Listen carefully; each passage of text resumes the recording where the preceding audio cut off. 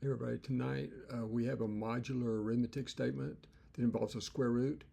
Now, those of you guys who've sat through a number theory class, you know that you can multiply congruences together. And so we're just going to multiply the same equation times itself, so to speak. And when you do that, you get this statement.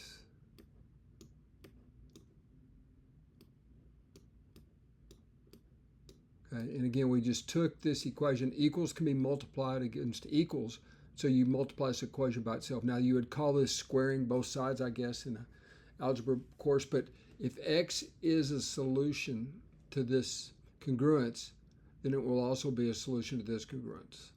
Okay, so let's take a look at how this might help us solve the problem.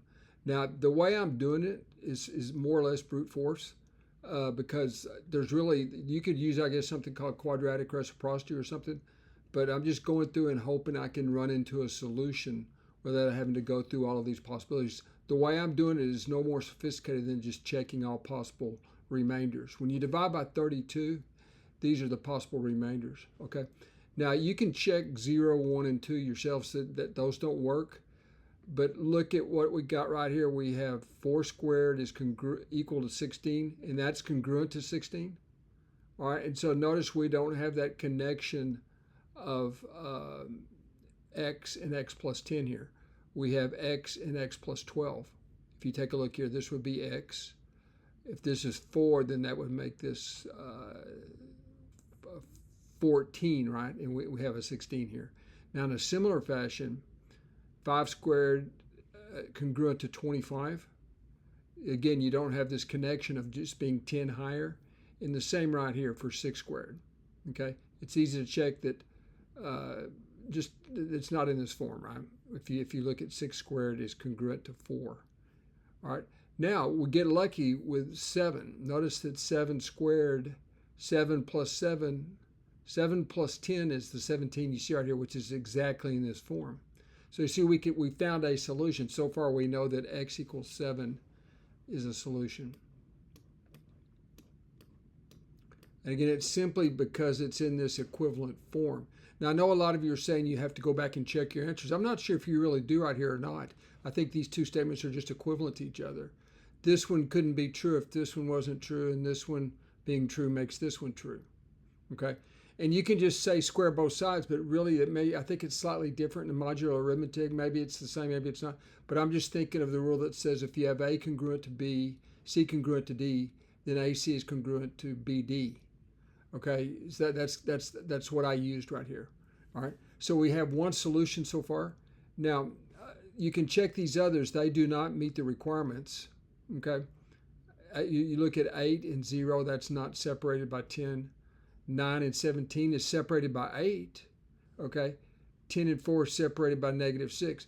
So I tried another approach. You can work from the other side, okay? Namely, if you'll take a look here, I'm working with values. I did -1 because if you put -1 in here, you get 9, okay? Which is a perfect square.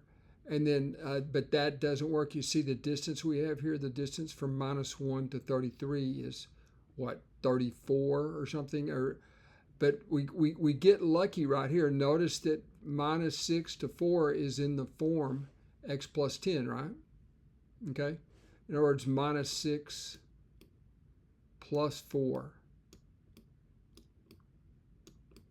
Okay, is this form? Okay. They're sorry, I didn't say that quite right. -6 plus 10. -6, let me erase that.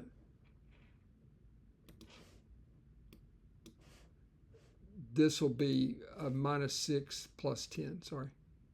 So you see, we got the condition that we're looking for. Okay, we got the condition that we're looking for. But notice that -6 is also congruent to, remember we're doing mod 2 here, 26. Don't forget our modulus is 32. And all these calculations I didn't mention earlier are understood to be done modulo 32. Okay, I should have said something. These are all mod 32 calculations. And so what we know is that x equals 7 and x equals 26 are solutions. Now, I didn't check all of them, I think this is, since this is in quadratic form, you know there can't be any more than 2. All right, and I know I haven't done a particularly good job of explaining why you don't have to go back and check, but I just think these two statements are equivalent. Okay, now if this was a regular like real number deal, you might introduce extraneous solutions, but I don't think the same thing really holds modular arithmetic, because I think both of these statements, neither one of these this statement implies this statement, and this statement implies this statement. Right? That's what I'm thinking. Now, some of you may disagree, and you may be able to tell me if I'm making a mistake in the comments.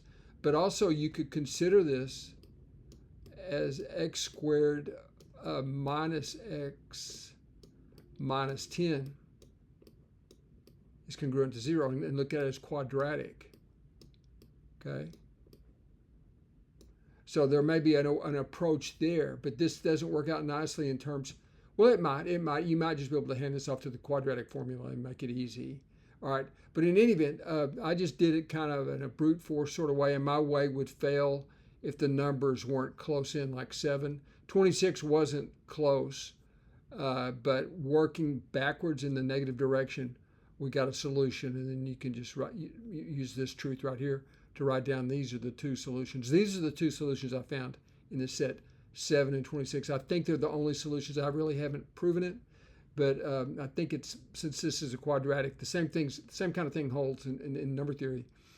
You have no more than 2 solutions for quadratic, no more than 3 solutions for a cubic, and no more than n solutions for an nth degree polynomial. So anyway, these are the 2 answers I got, 7 and 26.